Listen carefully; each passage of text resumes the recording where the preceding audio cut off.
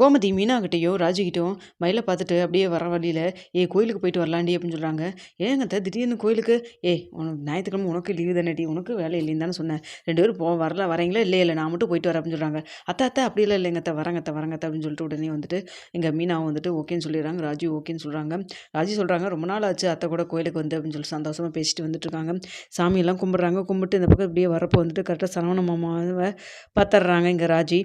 பார்த்தோன்னே மீனாகிட்ட, அக்கா இங்கே பாருங்கக்கா அப்படின்னு சொல்கிறாங்க. என்னடி இதெல்லாம் அப்படின்னு சொல்கிறப்போ, என்ன 2 பேரும் முணுமுணுத்துட்டே இருக்கீங்க, எது என்னத்தை பார்த்துட்டு இருக்கீங்க அப்படின்னு சொல்லிட்டு இப்படின்னு டக்குன்னு பார்த்துறாங்க. சரவணன் மாமா அஞ்சலி கிட்ட பேசிகிட்டு இருக்கிறத பார்க்குறாங்க.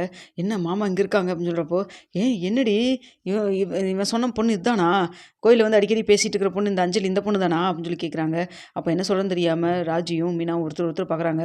சொல்லுங்கடி வாயை திறந்து சொல்லு மீனா, உனக்கு தான் தெரியும்ல, நீ தான் அடிக்கடி பார்த்தேன்னு சொன்னேன் இந்த பொண்ணா அப்படின்னு சொல்லி கேட்குறாங்க. ஆமாங்க அத்தை அப்படின்னு சொல்லிட்டு இருக்கிறாங்க. அது மட்டும் இல்லாமல் அப்போ வந்துட்டு கரெக்டாக சரவணன் வந்துட்டு அஞ்சலியோடைய கையை பிடிச்சி பேசிகிட்டு இருக்கிறாங்க.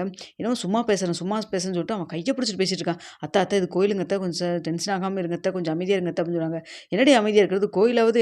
கோயிலாக இருந்தால் அதுக்காக வந்துட்டு இப்போ கோயிலில் 2 பேரும் என்ன வேலை பார்த்துட்டு இருக்கிறாங்க பார்த்தியா இல்லையா அப்படின்னு சொல்லிட்டு இருக்கிறாங்க. ஆமாங்க அத்தை, இவங்க வந்துட்டு டெய்லியும் தான் வந்து இங்கே பார்த்துக்கிட்டு பேசிட்டும் போயிட்டுருக்காங்க. ஆனால் என்ன இன்றைக்கி ஒரு படி மேலே போய் மாமா அவங்களுடைய கையை பிடிச்சி ஏதோ பேசிகிட்டு இருக்காங்க, என்னன்னு தெரியல அப்படின்னு சொல்லிட்டு இருக்கிறாங்க. இரு அப்படின்னு சொல்லிட்டு டே சரவணா அப்படின்னு சொல்லி சத்தம் போட்டு கூப்பிட்றாங்க. யார் அப்படின்னு சொல்லிட்டு இப்படின்னு திரும்புகிறப்போ பார்த்தோன்னே கோமதி பார்த்தோன்னு ஷாக் ஆகுறாங்க. என்னடா அதெல்லாம் அப்படின்னு சொல்லி கேட்குறாங்க. அம்மா அது வந்து அப்படின்னு சொல்கிறப்போ அப்போ உடனே வந்துட்டு ஏம்மா அவனுக்கு தான் கொஞ்சம் கூட அறிவு இல்லை, நீ இப்படி தான் பண்ணிகிட்டு இருப்பியாம்மா அப்படின்னு சொல்லி கேட்குறாங்க. இல்லைங்க ஆண்டி, இது வந்து ஆன்ட்டியா யாருக்கு அத்தை உனக்கு? இங்கே பாரு, தயவு செய்து இனிமேல் என் பையனோட பேசுகிறதெல்லாம் நிறுத்திக்கோ. என் பையனுக்கு குழந்தை பிறக்க போகுது, புரியுதா இல்லையா? அவ கல்யாணம் பண்ணி கூட்டிகிட்டு வந்தவ இப்போ மாசமாக இருக்கிறா. என்னதான் இருந்தாலும் அவன் நாளைக்கு அவங்க 2 பேரும் ஒன்று சேர்ந்து வாழ போகிறாங்க. 2 வருஷமாக என் பையன் அவனோட குடும்பம் நடத்தியாச்சு. நீ தேவையில்லாமல் புதுசாக வந்து ஏதாவது பிரச்சனை குழப்பாதம்மா. ஏற்கனவே எங்கள் வீட்டில் 1008 பிரச்சனை போயிட்டுருக்கு. நீ வேறு புதுசாக வந்து ஏதாவது பிரச்சனை பண்ணிகிட்டு இருக்காது அப்படின்னு சொல்கிறாங்க. அம்மா என்னம்மா இப்படி பேசுகிற நீங்கள் அப்படின்னு சொல்கிறாங்க.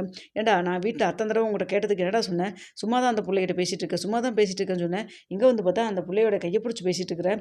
என்ன கல்யாணம் பண்ணிக்கிறேன்னு சொல்லிட்டு வாக்குறுதி கொடுத்துட்ருக்கிறியா அப்படின்னு சொல்லி கேட்குறாங்க. இல்லைம்மா அது வந்து அப்படின்னு சொல்கிறப்போ, இங்கே பாரு அப்படி கொடுத்துருந்தாலும் அதை அப்படியே வந்து பெருசாக வச்சு ரப்பரை வச்சு அழைச்சிருங்க. 2 பேருக்கு மனசில் புதுசாக ஏதாவது நினச்சிட்டு ஆசையை வளர்த்திட்டு இருக்காதீங்க, புரிஞ்சுதா? இங்கே பாருமா, உனக்கு கல்யாணம் பண்ணுறேன்னா நீ வேறு யாராவது பார்த்து பண்ணிக்கமா. என் பையனை தயவு செய்து நிம்மதியாக விட்டுருமா. அவன் ஏற்கனவே வந்துட்டு வாழ்க்கையில் நிறைய அடிபட்டுட்டான் அப்படின்னு சொல்லிட்டு இருக்கிறாங்க. அம்மா நீ தேவையில்லாமல் பேசுகிறம்மா, கொஞ்சம் அமைதியாக இருமா அப்படின்னு சொல்கிறாங்க. யாரா தேவையில்லாமல் பேசிகிட்டு இருக்கிறாங்க? உண்மை என்னங்கிறது அந்த பொண்ணுக்கு சொல்லிடணும்ல. நீ வாட்டுக்கு ஏதோ ஆசையை வளர்த்து போய் கடைசியில் வந்துட்டு நீ மயிலோட சேர்ந்து வாழ்வியா இல்லை இந்த பொண்ணோட சேர்ந்து வாழ்வியா? இந்த பொண்ணால் இங்கே பாரு, என் வீட்டில் ஆல்ரெடி 1008 பிரச்சனை இருக்குது, உனக்கு சொல்லணுன்ட்டுலாம் அவசியம் கிடையாதுடா, உனக்கே எல்லாமே தெரியும் அப்படின்னு சொல்கிறாங்க. அம்மா போதும் நிறுத்துங்கம்மா, ஏற்கனவே வந்துட்டு அப்பா சொன்னாங்கிறக்காக தானே வந்து அந்த மயிலை கல்யாணம் பண்ணேன். அவளை கல்யாணம் பண்ணதுக்கு நான் பட்ட பாடெல்லாம் போதும், இதுக்கு மேலே வந்துட்டு நான் அவளோட சேர்ந்து வாழுன்னு நினைக்காதீங்க. எப்படிம்மா என்கிட்ட வந்துட்டு கொஞ்சம் கூட இதே இல்லாமல் அவள் கூட சேர்ந்து வாழுன்னு சொல்லிட்டு இருக்கிறீங்க? ஏம்மா நம்ம குடும்பத்தை எல்லாத்தையும் கொண்டு போய் ஜெயிலில் உட்கார வச்சா தெரியுமில்லம்மா அப்படின்னு சொல்கிறாங்க. டேய் நடந்து முடிஞ்ச விஷயத்தை பற்றி பேசிட்டு இருந்து ஒன்றும் ஆக போதில்லை அப்படின்னு சொல்கிறாங்க. அதுக்காக வந்துட்டு எல்லாத்தையும் மறந்துட சொல்கிறீங்களாம்மா அப்படின்னு சொல்லிட்டு இருக்கிறாங்க. டே இங்கே பாரு, கோயில் எல்லாரும் பார்த்துட்டு இருக்காங்க, ஒழுங்காக வீட்டுக்கு கிளம்பி வா. இனிமேல் இந்த பொண்ணுக்கிட்ட பேசுகிற வேலையெல்லாம் வச்சுக்காத. இங்கே பாருமா அஞ்சலி ஆரளி, இனிமேல் வந்துட்டு இங்கே வந்து அவங்ககிட்ட பேசிகிட்டு இருக்கிற வேலையெல்லாம் வச்சுக்காதம்மா. அவனுக்குன்னு ஒரு வாழ்க்கை இருக்குது, அவனுக்குன்னு பொண்டாட்டி பிள்ளைங்களாம் இருக்க வராங்க, புரியுதா? அவனுக்கு வந்துட்டு அந்த பொண்ணு மாசமாக இருக்கா, தெரியும்ல உனக்கு இந்த விஷயம் அப்படின்னு சொல்லிட்டு இருக்கிறாங்க. தெரியுங்க ஆண்டி. அப்போ தெரிஞ்சு அப்புறம் எதுக்குமா அவங்ககிட்ட வந்து பேசிகிட்டு இருக்கிறேன்? சரி பேசுனது தன்னால் பேசுனதெல்லாம் பேசியாச்சு, இனி ஒன்றும் வேலைக்காகாது. நீ உங்கள் வேலையை பாருங்கள். உங்களுக்கு உங்கள் ஒய்ஃப் வந்துட்டு கன்சீவாக இருக்காங்க, மாசமாக இருக்காங்கன்னு சொல்லிட்டு விட்டு விலகி போக வேண்டியதானம்மா அப்படின்னு சொல்லி பேசிகிட்டு இருக்கிறாங்க. இதெல்லாம் பார்த்துட்டு மீனா, அத்தை கொஞ்சம் அமைதியாக இருங்க அத்தை, நம்ம எதாக இருந்தாலும் வீட்டில் போய் பேசிக்கலாம், மாமா வீட்டுக்கு வரட்டும், நம்ம வாங்க போகலாம் அப்படின்னு சொல்லிட்டு இருக்கிறாங்க. ஏப்பா மீனா, நீயாவது சொல்கிறது இல்லையா? அது சரி, நீ எப்பவுமே மயிலுக்கு தானே சப்போர்ட் பண்ணுவேன் அப்படின்னு சொல்லிட்டு இருக்கிறாங்க. ஏண்டா நான் உங்கள்கிட்ட பேசிகிட்டு இருக்கேன், நீ என்னடா அவங்ககிட்ட மீனாகிட்ட பேசிகிட்டு இருக்கிற அப்படின்னு சொல்கிறாங்க. இல்லை மயில் தானே, மயிலுக்கு பொழுதுனிக்கும் இவங்க தானே வந்துட்டு சப்போர்ட் பண்ணிகிட்டு இருப்பாங்க அப்படின்னு சொல்கிறாங்க. டேய் மீனா பற்றி எதுவும் பேசிகிட்டு இருக்கா தேவையில்லாமல்? என்னடா தெரியும் மீனா பற்றி உனக்கு? அன்றைக்கி மட்டும் விட்டுருந்தா இந்நேரம் மயிலும் சரி, மயில் வயிற்றுல வளருதில்ல குழந்தை, அதுவும் சரி இந்நேரம் உயிரோடு இருந்திருக்கா, தெரியுமா தெரியாதாடா அப்படின்னு சொல்கிறாங்க. என்னம்மா சொல்கிறீங்க அப்படின்னு சொல்லி கேட்குறப்போ, ஆமாண்டா நல்லா காது கொடுத்து நல்லா கேட்டுக்கோ. மயில் வந்துட்டு தான் வாழ்க்கையை முடிச்சுக்கிறேன்னு சொல்லிட்டு போய் கணத்தறியை நின்றுருந்துருக்கா. அந்த நேரம் பார்த்து கரெக்டாக மீனா போய் காப்பாற்றிருக்கா. மீனா மட்டும் அந்த சரியான நேரத்துக்கு போகாமல் இருந்தால் இந்நேரம் நம்ம எல்லாருக்கும் வந்துட்டு ஜெயிலில் தான் உட்காந்துருக்கணும், தெரிஞ்சுக்கோ. இந்நேரம் வந்து கேஸ் ரொம்ப ஸ்ட்ராங்காக இருந்திருக்கும். ஏற்கனவே கோர்ட்டில் கேஸ் போயிட்டுருக்கு, தெரியுதுல்ல உனக்கு? மயிலுக்கு மட்டும் பார்க்கல, மீனா மயிலை வந்துட்டு காப்பாற்றுறது மட்டும் இல்லாமல் நம்ம குடும்பம் மானமில்லை எதுவும் போகாமல் காப்பாற்றிருக்கா. அவளுக்கு காமிக்கிற நன்றி கடனாடா நீ இது அப்படின்னு சொல்கிறாங்க. அத்தை கொஞ்சம் அமைதியாக இருங்க அத்தை, சரவண மாமாவுக்கு இந்த விஷயமெல்லாம் தெரியாதுல்ல, தெரிஞ்சிருந்தா அப்படிலாம் சொல்லியிருக்க மாட்டார், விடுங்க பரவாயில்ல அப்படின்னு சொல்லிட்டு இருக்காங்க. பாடுறா நம்ம குடும்பத்துக்காக அவ்வளோ எவ்வளோ போராடிட்டு இருக்கா. நீ தேவையில்லாமல் இவளை பற்றியெல்லாம் தப்பாக பேசுறதுக்கெல்லாம் உனக்கு எந்த தகுதி கிடையாது. நான் கூட ஒரு என்னமோ நினச்சேன்டா. ஆனால் நீ மனசுக்குள்ளே இப்படி இந்த பொண்ணை நினச்சிக்கிட்டு தான் வந்துட்டு மயில் சுத்தமாக வேண்டாம்னு சொல்லிட்டு நீ தலைமுழுகிட்டியாடா அப்படின்னு சொல்லி கேட்குறாங்க. அம்மா இதுக்கு இவகிட்ட பேசுறதுக்கும் மயில் கூட சேர்ந்து வாழ முடியாதுன்னு சொல்கிறதுக்கும் சம்மந்தமே இல்லை அப்படின்னு சொல்கிறாங்க. என்னடா சம்மந்தமே இல்லை, நீ என்னடா புதுசு புதுசாக பேசிகிட்டு இருக்க, ஏதாவது புதுசாக ஒரு வாழ்க்கை வாழணும்னு நினைக்கிற அந்த ஆசையில் தானே இப்போ மயில் வேண்டாம் வேண்டாங்கிற, இல்லைன்னா நீ வந்துட்டு இப்படியெல்லாம் சொல்லுவியாடா.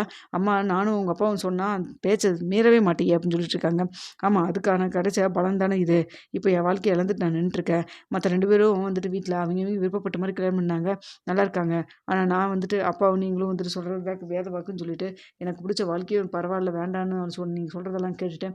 நான் வந்துட்டு ஓகேன்னு சொல்லி இருந்ததுக்கு கடைசியில் அவள் என் தலையில் மிளகா அரைச்சிட்டு போயிட்டா. மீண்டும் வந்து அவளோட சேர்ந்து வாழுன்னு சொல்லிட்டு இருக்கிறீங்க அப்படின்னு சொல்கிறாங்க. மாமா இங்கே பாருங்க மாமா, நான் சொல்கிறேன்னு தப்பாக நினச்சிக்காதீங்க. முன்னாடி மயிலாக்கா அப்படி இருந்திருக்கா, அவங்க வீட்டில் இருக்கிற ஆளுகளுக்கெல்லாம் சப்போர்ட் பண்ணியிருக்கலாம். ஆனால் இப்போ அவங்க அம்மா அப்பா பற்றி நல்லா புரிஞ்சிருச்சு.